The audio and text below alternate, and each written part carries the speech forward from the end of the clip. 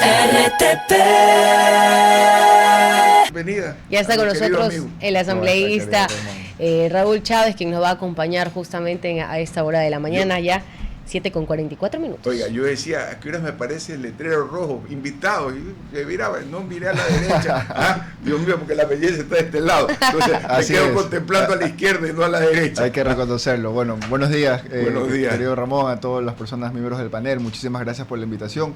Tengo que confesar que me demoré unos 2 minutos, pero como comenzó a llover ayer, parece que el tráfico estaba un poquito más pesado, entonces, bueno, se me complicó un poquito llegar a la hora puntual. Usted sabe que nos gusta llegar incluso unos minutos antes de iniciar la entrevista. En todo caso, aquí estamos, listos para responder cualquier pregunta, cualquier duda, y me sumo a la preocupación sobre el tema judicial, ¿no? Lo que está pasando es increíble. Creo que no hay que entrar demasiado en encontrar tantos temas o recursos legales como para entender la exposición que se tiene, y a partir de lo que ya establece la ley, que es el inicio del juicio político a través de la Comisión de Fiscalización, hay que ir de manera contundente, no decir lo que es público, y a partir de eso comenzar con este proceso. Eso a manera de introducción, antes que me pregunten. Adelante, Astrid. Asambleísta, y sí, me gustaría iniciar con el tema de Mario Godoy, porque nosotros hemos tratado el tema aquí con diversos asambleístas de ADN, de Revolución Ciudadana, y la pregunta que nos queda siempre en el aire es: ¿por qué se dejó presentar al señor Mario Godoy? Hablando de temas políticos, hubo un pleno de la Asamblea Nacional, hablando de materias políticas, amenazando a gente que iba a dar nombres, pero menos dando cuentas de lo que realmente se trata esa comparecencia, o que se trataba esa comparecencia, que era que justifique los favores que se habían pedido y las presiones que se habían dado para favorecer a un procesado narcotraficante. Bueno, a todos nos sorprendió. Al igual que ustedes, hay muchos asambleístas que estamos dentro del hemiciclo y que realmente a veces quedamos espeluznados con el comportamiento de ciertos personajes. En este caso, el señor Mario Godoy, 2-3 días antes de ir a la comparecencia, ya comenzaba a calentar el ambiente, indicando que iba a ir a dar muchísima información, que tenía denuncias, etcétera. La pregunta es: ¿por qué no las dio antes? Porque, o sea, que si no lo convocaban a la comparecencia no decía nada, según él, entre comillas, ¿no? Luego de eso también me parece un poco extraño el actuar de la Asamblea, que si bien hoy el CAL ha dado paso al proceso de juicio político, también no hay que dejar de decir de que cuando ocurrieron todos estos escándalos, más o menos por mediados de diciembre, bien pudo haber convocado rápidamente el presidente y el CAL a Mario Godoy para que comparezca. Eso no sucedió, más bien le dieron 15 días, porque ya, digamos, jamás se suspendió la vacancia legislativa. Si bien la resolución decía 8 días, pero eran 8 días términos que terminaron siendo 15 días. El 5 de enero, como usted bien señala, lo pudimos escuchar a Mario Godoy, que es el presidente del Consejo de la Judicatura. Y sobre el escándalo y sobre las denuncias que son públicas no dijo absolutamente nada, se limitó a decir que eran temas reservados. Luego también comenzó a acusar al juez Serrano, parecía como que era una comparecencia en contra de él. Y por último comenzó a generar denuncias a diferentes actores, el expresidente Lasso, también al alcalde de Guayaquil, sin ningún tipo de prueba ni de sustento. Pero más allá de cualquier cosa, si él tiene alguna denuncia, bueno, a unas 10 cuadras de la Asamblea está la Fiscalía, podía tranquilamente ir, poner la denuncia con todos los argumentos del caso, pero sobre los temas para los que fue convocado tenía que responder. No lo hizo. También creo que es responsabilidad en este caso de quien dirige la Asamblea, porque muchas veces cuando algún asambleísta por cualquier otro tema comienza a referirse en su intervención sobre algo que no es específicamente los temas que se están tratando, el presidente de la Asamblea le dice: por favor, enfóquese en el tema o le cierro el micrófono. Acá no pasó eso. Acá el señor tuvo la oportunidad de hablar todo lo que quiso hasta que dejó de hacerlo. Dicho esto, tampoco se abrió preguntas, tampoco se pudo generar ningún tipo de cuestionamiento, simplemente tuvimos que quedarnos con lo que el señor fue a decir. Pero precisamente eso creo que es lo que lo termina de llevar al juicio político, porque al final algunas personas tenían la esperanza de que con la comparecencia se pudieran esclarecer algunas dudas. Eso no ocurrió, creo que surgieron muchísimas más dudas al respecto, y hoy tenemos que ya se ha iniciado el tema del juicio político. En la Comisión de Fiscalización, que hoy ya debe recibir, digamos, el documento por parte del CAL, tiene 5 días para convocarse, para buscar conocimiento, y a partir de eso iniciar el proceso. Esperemos para ver cuándo sucede. En eso último justamente quería enfocarme, porque es importante tratar de buscar esa fiscalización como tal del señor presidente de la Judicatura, sobre todo teniendo un contexto de que, por ejemplo, cuando se ha tratado de fiscalizar temas como el caso de Progen y demás, de alguna u otra forma se han blindado a los responsables o a los supuestos responsables políticos, y más allá de si determinar responsables o no, creo que lo que necesitamos la ciudadanía es poder tener transparencia sobre qué pasó, cómo pasó, dónde están las fallas y cómo se pueden corregir. Así es, transparencia y confianza, ¿no? Confianza en las personas que ejecutan lo que tengan que ejecutar, estamos hablando del Consejo de la Judicatura, pero también confianza en los legisladores, los asambleístas que tienen que cumplir con sus funciones, que es fiscalizar. Tú hablabas sobre casos que no se han dado paso, como el caso de Progen, desde el CAL, desde la presidencia, con las dos vicepresidentes y los vocales no dieron paso al juicio político, en este caso que fue presentado hace algunos meses, sin ningún tipo de razón contundente. Pues si para el Ecuador en general está clarísimo que lo que ocurrió con Progen ha sido pues un tema de corrupción sin precedentes, pues no, ya el Contralor señaló claramente que hay más de 140 millones de dólares de pérdida y que eso podría seguir subiendo en la medida que las investigaciones continúen. También no olvidar que se frenó el juicio político contra el ministro de Salud, Jimmy Martin, en su momento en la Comisión de Fiscalización, comisión que también tiene mayoría por ADN, sin ningún motivo real, ¿no? ¿Quién puede negar que la crisis de salud en el Ecuador es evidente y que es un tema que lo estamos sufriendo todos? Entonces, yo creo que hoy lo que deberíamos hacer los asambleístas, independientemente de la bancada, independientemente de la bandera política que lleven, es unir filas para que el Ecuador vuelva a sentir algo de confianza y que comencemos a hacer un trabajo realmente responsable. Esto no se trata de que alguien en particular sobresalga, esto se trata de que la institución como tal, la primera función del Estado, la Asamblea, pueda ejercer su trabajo, y aquí eso es lo que estamos pidiendo. En mi caso, uno de los asambleístas que está pidiendo el juicio político, eso es lo que quiere. Aquí no se trata de shows, no se trata de quién más grita, no se trata de quién puede tener más acusaciones o denuncias o a quién se le ocurren un sinnúmero de tonterías. Aquí lo que se trata es que a partir de lo que es evidente, la ciudadanía vuelva a generar confianza con la actuación de los asambleístas, en este caso, en el proceso de juicio político al señor Mario Godoy. Asambleísta Chávez, ¿se siente aún parte de esa alianza de la Revolución Ciudadana? ¿Reto sigue siendo parte de esa alianza? Nosotros tenemos un acuerdo legislativo donde hemos votado, diría yo, en un 70% acorde a lo que consideramos. Muchos de esos también fueron, por ejemplo, las 3 leyes inconstitucionales, hoy están declaradas inconstitucionales, que por supuesto teníamos que votar en contra, porque si no, nos hubiésemos sumado a ese error de primero comenzar a trabajar sobre temas ilegales, pero sobre segundos perder el tiempo en algo que no va a dar resultado. Y va la pregunta por lo siguiente, y porque usted dice, esto va por un deber de como Asamblea Nacional juzgar, sí, y cumplir con lo que norma las responsabilidades y las funciones que tienen ustedes. Pero el problema es que sí es un juicio político, sí es un lavado de cara, sobre todo para tanto ADN como para la Revolución Ciudadana. Hay audios con el señor Arauz y también con diarios de la Revolución Ciudadana que hablan de que el señor Godoy no les contestaba el teléfono, y hoy por hoy ya están más, o estaba en ese momento, más del lado del oficialismo que de ellos. O sea, aquí hay una clara intención, que si lograrán o no enjuiciarlo y censurarlo, no lo sabemos. Aún eso sigue, según las fuentes internas del mismo gobierno, debatiéndose, pero al final del día sí es un lavado de cara. No es, yo no creería que va por el cumplimiento como tal de las funciones de los parlamentarios. Bueno, yo lo estoy hablando en mi caso personal. Yo no tengo relación con ninguna de las otras personas que usted en este caso señala, y si aquí sale alguien salpicado, pues qué pena. Okay. Aquí no se trata de decir, bueno, él tiene que ser sentenciado y es la que hay que salvarlo, para nada. Incurriríamos en lo mismo que yo estoy criticando.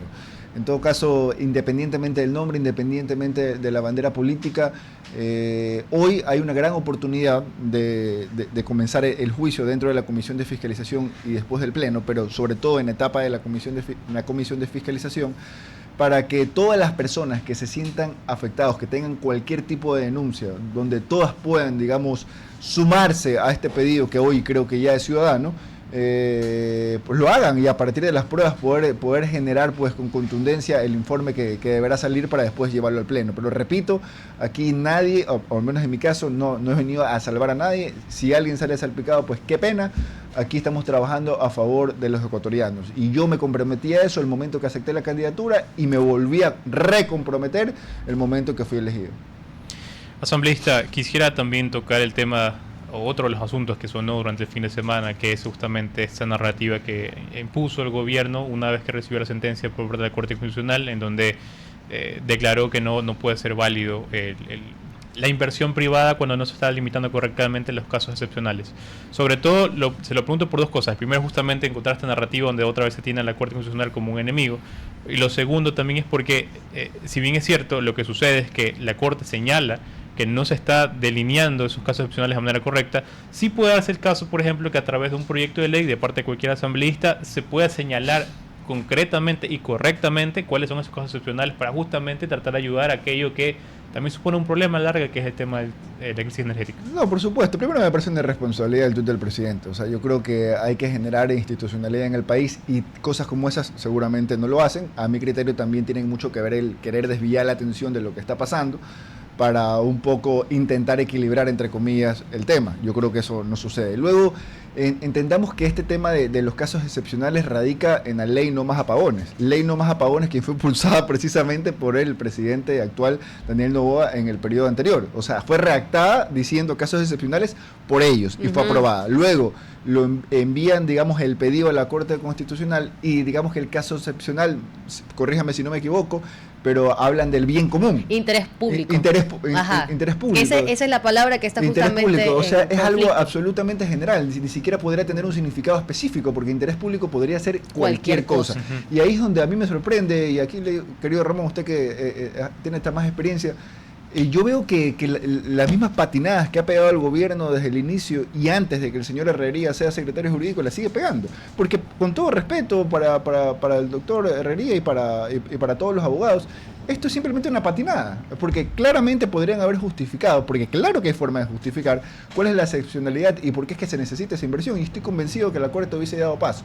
Entonces, creo que querer echarle la responsabilidad a la Corte Constitucional, cuando son sus propios abogados, que no pueden generar ni siquiera una reacción bien adecuada, reacción que a lo mejor la podría generar yo sin ser abogado, es simplemente pues querer ver para otro lado y no asumir responsabilidades. Y eso es precisamente lo que nos tiene hoy aquí con esta incertidumbre.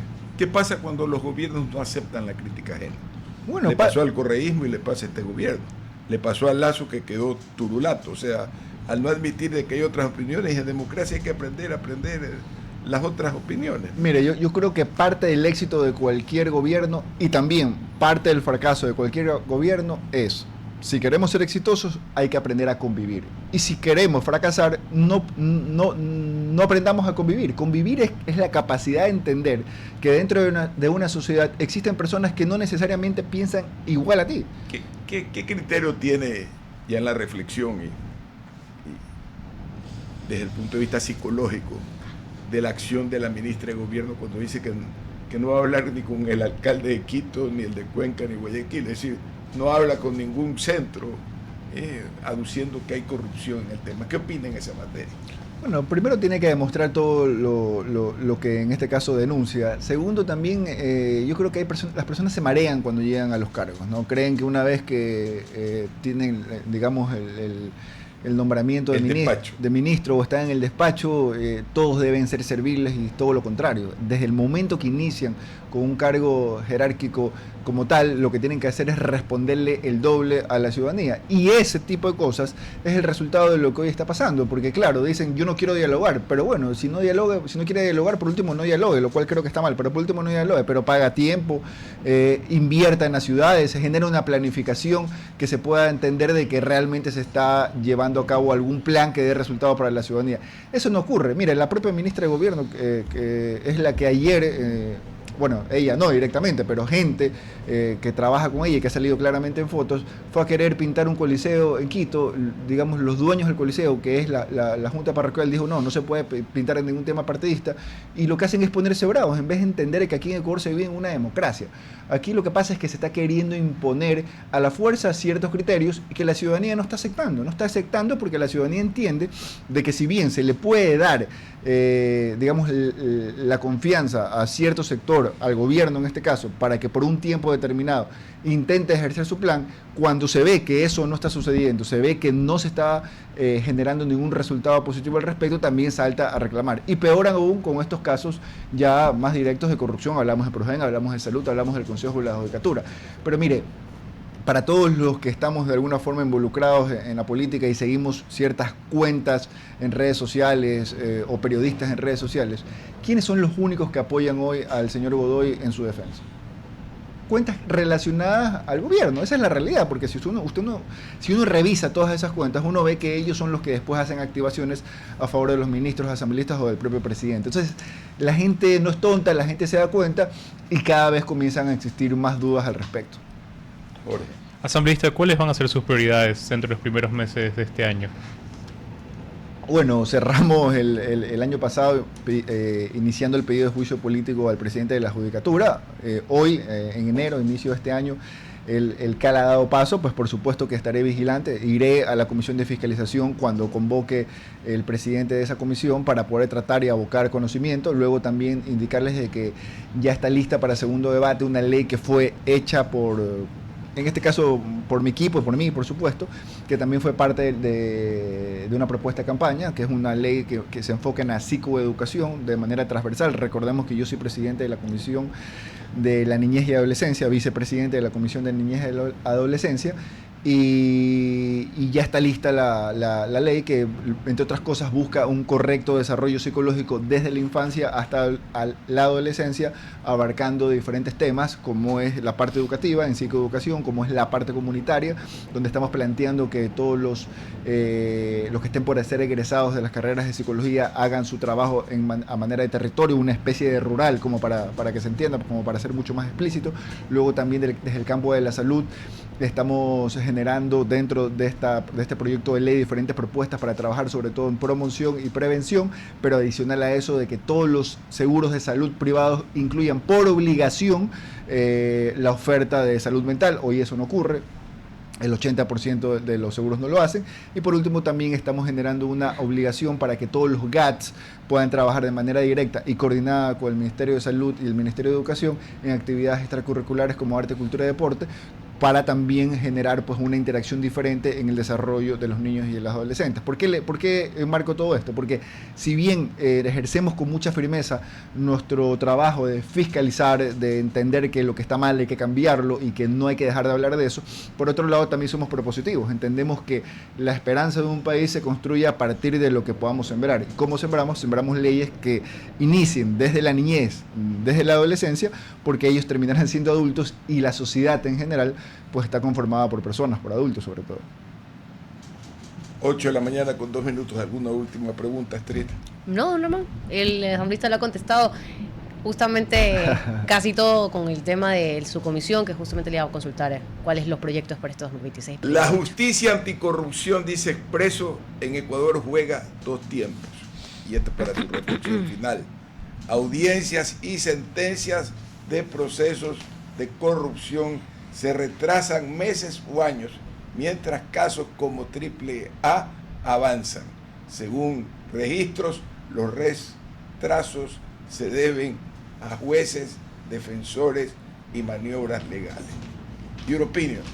Su comentario final para cerrar el programa. Esa es la realidad, eso es lo que estamos viviendo. Por supuesto, siempre tratamos de mantener la compostura porque nos dirigimos a los ciudadanos, porque somos asambleístas, pero no nos engañemos. Como yo decía hace un momento, el señor Godoy lo que fue a decir a la asamblea es que el alcalde de Guayaquil maneja la justicia. Es un absurdo, por no decir una estupidez. O sea, un alcalde que tiene cerrados sus negocios hace más de un año, que lo tienen con grillete y que incluso le ponen audiencia el 24 de diciembre, ¿quién se podría imaginar algo como eso? Está claro que se quedan sin ideas, que se quedan sin respuestas y que lo único que tienen como contraparte es poder generar algún tipo de bomba de humo para desviar la atención. Oiga, a mi criterio, ya no pueden imponer las narrativas que las podían imponer hace un año, porque la gente no es tonta y se va dando cuenta. Hay un titular del periódico de fin de semana de Expreso que dice: la mesera que pudo ser terrateniente. Otro posible caso de testaferrismo ensucia al gobierno. Las sospechas de la opaca venta en La Libertad conducen a Carondelet. Imagínense, mire, y justo estábamos analizando en una conversación ayer con mis asesores sobre este caso y otros, y es como un comportamiento muy parecido en todos los casos. Caso Progen, cuando ocurren este tipo de denuncias y ya queda en evidencia, ¿qué es lo que ocurre con los altos mandos del gobierno? Absoluto silencio, no se habla de nada al respecto. En el caso Consejo de Legislatura, algo muy parecido. Ya cuando ven que, digamos, tienen el agua en la nariz, absoluto silencio, no se habla nada al respecto. Entramos al caso de los terrenos de Libertad, cuando ya se ven absolutamente con el agua hasta el cuello, hasta la nariz, absoluto silencio, nadie habla nada al respecto. ¿Cómo puede ser posible que incluso el alcalde del Cantón Libertad ni siquiera aparezca y aquí nadie dice nada? Eso debería ser un escándalo nacional. A mi criterio, el gobierno debería impulsar claramente que se investigue y conocer todos los detalles. No es un tema menor. Peor si se habla de que pudiera estar involucrada alguien que trabaja muy cercana al presidente. O sea, el modus operandi muchas veces del gobierno ante cualquier caso de corrupción que se denuncie, donde ellos están relacionados, por supuesto, es simplemente hacer silencio. Eso creo que tiene que irlo evaluando la ciudadanía, porque yo he escuchado desde el inicio con los asambleístas de ADN, el que nada debe, nada teme, pero pareciera como que para ellos es mejor hacer silencio, mirar para otro lado y no decir nada. Yo los veo a muchos muy escandalosos con diferentes temas, pero cuando se trata de algo de ellos, es como que no vivieran en Ecuador. Muchas gracias. Raúl Chávez nos acompañó, asambleísta de la Nación y presidente del Movimiento Reto. Muchísimas gracias, querido Ramón. Gracias. Un gusto estar aquí. RTP